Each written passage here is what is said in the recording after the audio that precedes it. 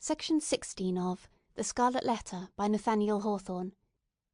Chapter 13. Another View of Hester. In her late, singular interview with Mr. Dimmesdale, Hester Prynne was shocked at the condition to which she found the clergyman reduced. His nerves seemed absolutely destroyed. His moral force was abased into more than childish weakness. It grovelled helpless on the ground, even while his intellectual faculties retained their pristine strength, or had perhaps acquired a morbid energy which disease only could have given them. With her knowledge of a train of circumstances hidden from all others, she could readily infer that, besides the legitimate action of his own conscience, a terrible machinery had been brought to bear, and was still operating on Mr. Dimmesdale's well-being and repose. Knowing what this poor fallen man had once been, her whole soul was moved by the shuddering terror with which he had appealed to her, the outcast woman, for support against his instinctively discovered enemy. She decided, moreover, that he had a right to her utmost aid. Little accustomed, in her long seclusion from society, to measure her ideas of right or wrong by any standard external to herself, Hester saw, or seemed to see, that there lay a responsibility upon her in reference to the clergyman, which she owed to no other, nor to the whole world besides. The links that united her to the rest of humankind, links of flowers, or silk, or gold, or whatever the material, had all been broken. Here was the iron link of mutual crime, which neither he nor she could break. Like all other ties, it brought along with it its obligations. Hester Prynne did not now occupy precisely the same position in which we beheld her during the earlier periods of her ignominy. Years had come and gone. Pearl was now 7 years old. Her mother, with the scarlet letter on her breast, glittering in its fantastic embroidery, had long been a familiar object to the townspeople. As is apt to be the case when a person stands out in any prominence before the community, and, at the same time, interferes with neither public nor individual interests and convenience, a species of general regard had ultimately grown up in reference to Hester Prynne. It is to the credit of human nature that, except where its selfishness is brought into play, it loves more readily than it hates. Hatred, by a gradual and quiet process, will even be transformed to love, unless the change be impeded by a continually new irritation of the original feeling of hostility. In this matter of Hester Prynne there was neither irritation nor irksomeness. She never battled with the public, but submitted, uncomplainingly, to its worst usage. She made no claim upon it, in requital for what she suffered. She did not weigh upon its sympathies. Then, also, the blameless purity of her life during all these years, in which she had been set apart to infamy, was reckoned largely in her favour. With nothing now to lose, in the sight of mankind, and with no hope, and seemingly no wish of gaining anything, it could only be a genuine regard for virtue that had brought the poor wanderer back to its paths. It was perceived, too, that while Hester never put forward even the humblest title to share in the world's privileges, further than to breathe the common air and earn daily bread for little Pearl and herself by the faithful labour of her hands, she was quick to acknowledge her sisterhood with the race of man whenever benefits were to be conferred. None so ready as she to give of her little substance to every demand of poverty, even though the bitter-hearted pauper threw back a gibe in requital of the food brought regularly to his door, or the garments wrought for him by the fingers that could have embroidered a monarch's robe. None so self-devoted as Hester, when pestilence stalked through the town. In all seasons of calamity, indeed, whether general or of individuals, the outcast of society at once found her place. She came, not as a guest, but as a rightful inmate, into the household that was darkened by trouble, as if its gloomy twilight were a medium in which she was entitled to hold intercourse with her fellow creatures. There glimmered the embroidered letter, with comfort in its unearthly ray. Elsewhere the token of sin, it was the taper of the sick chamber. It had even thrown its gleam, in the sufferer's hard extremity, across the verge of time. It had shown him where to set his foot while the light of earth was fast becoming dim, and ere the light of futurity could reach him. In such emergencies Hester's nature showed itself warm and rich, a wellspring of human tenderness, unfailing to every real demand, and inexhaustible by the largest. Her breast, with its badge of shame, was but the softer pillow for the head that needed one. She was self-ordained a sister of mercy, or, we may rather say, the world's heavy hand had so ordained her, when neither the world nor she looked forward to this result. The letter was the symbol of her calling. Such helpfulness was found in her, so much power to do and power to sympathise, that many people refused to interpret the scarlet A by its original signification. They said that it meant able, so strong was Hester Prynne, with a woman's strength. It was only the darkened house that could contain her. When sunshine came again, she was not there. Her shadow had faded across the threshold. The helpful inmate had departed, without one backward glance to gather up the meed of gratitude, if any were in the hearts of those whom she had served so zealously. Meeting them in the street, she never raised her head to receive their greeting. If they were resolute to accost her, she laid her finger on the scarlet letter and passed on. This might be pride, but was so like humility that it produced all the softening influence of the latter quality on the public mind. The public is despotic in its temper. It is capable of denying common justice when too strenuously demanded as a right, but quite as frequently it awards more than justice when the appeal is made, as despots love to have it made, entirely to its generosity. Interpreting Hester Prynne's deportment as an appeal of this nature, society was inclined to show its former victim a more benign countenance than she cared to be favoured with, or, perchance, than she deserved.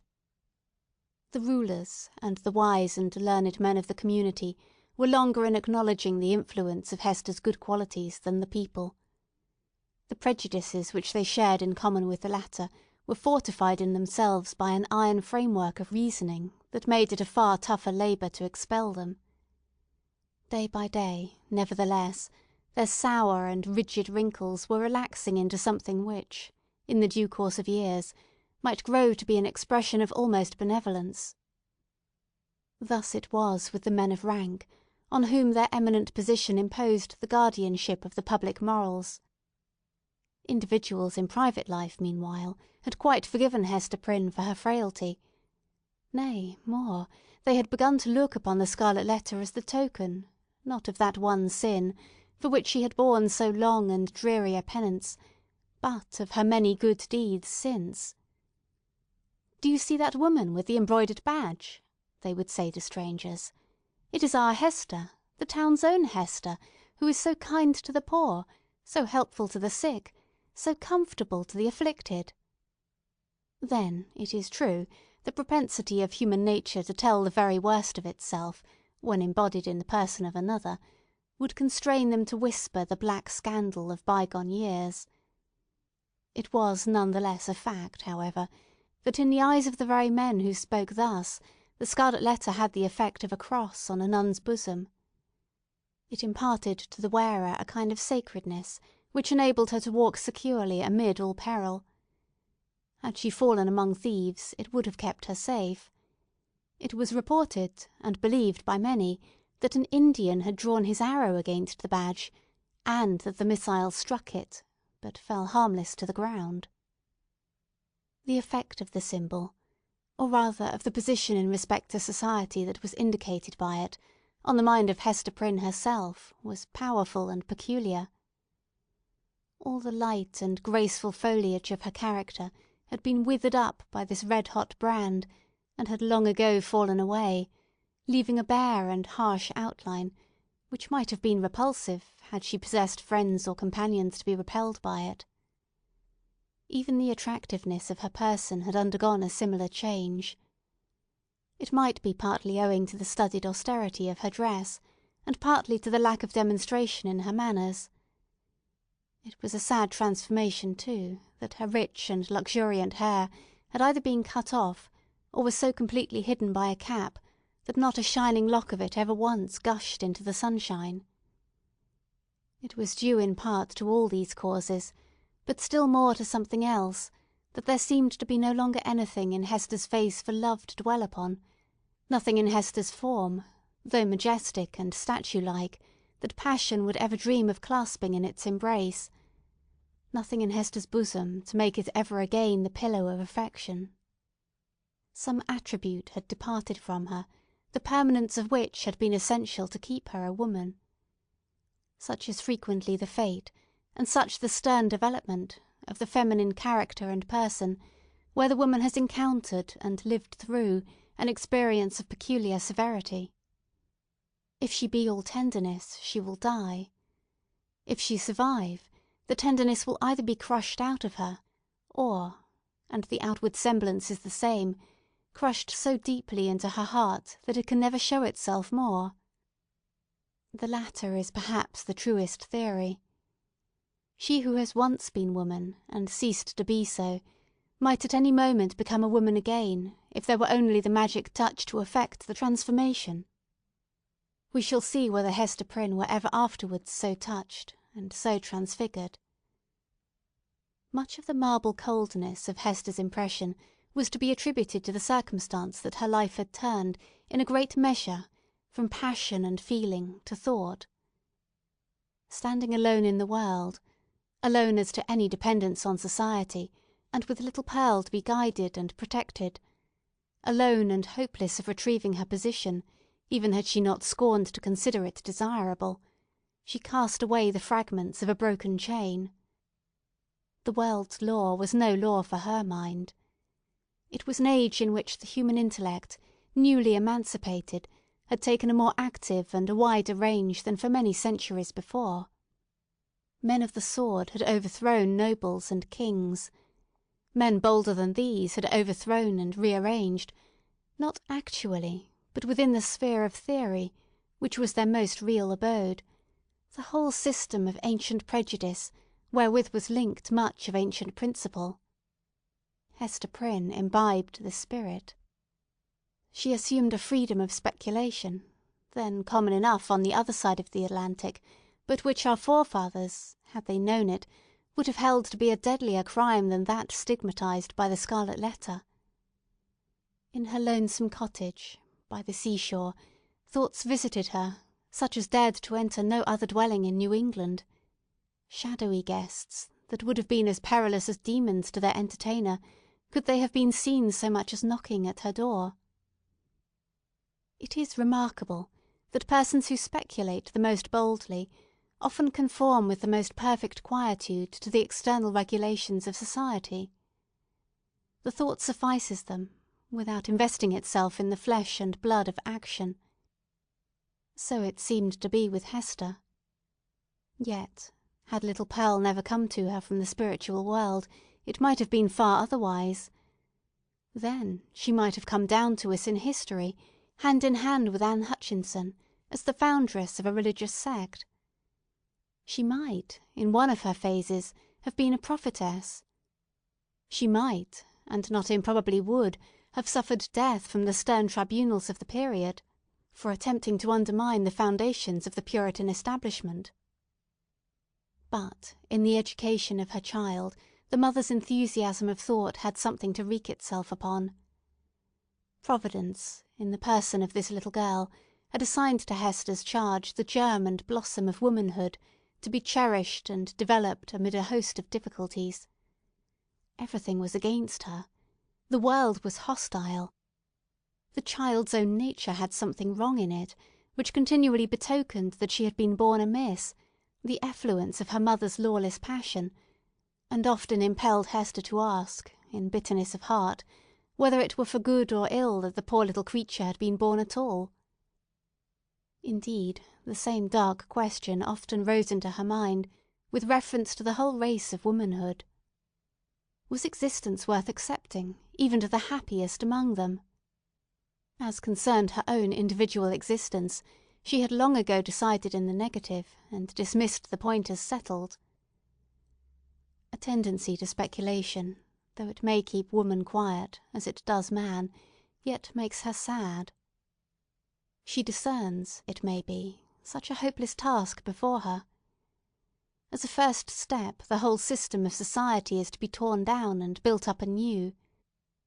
Then the very nature of the opposite sex, or its long hereditary habit, which has become like nature, is to be essentially modified, before woman can be allowed to assume what seems a fair and suitable position. Finally, all other difficulties being obviated, woman cannot take advantage of these preliminary reforms until she herself shall have undergone a still mightier change, in which, perhaps, the ethereal essence, wherein she has her truest life, will be found to have evaporated. A woman never overcomes these problems by any exercise of thought. They are not to be solved, or only in one way. If her heart chance to come uppermost, they vanish. Thus Hester Prynne, whose heart had lost its regular and healthy throb, wandered without a clue in the dark labyrinth of mind, now turned aside by an insurmountable precipice, now starting back from a deep chasm.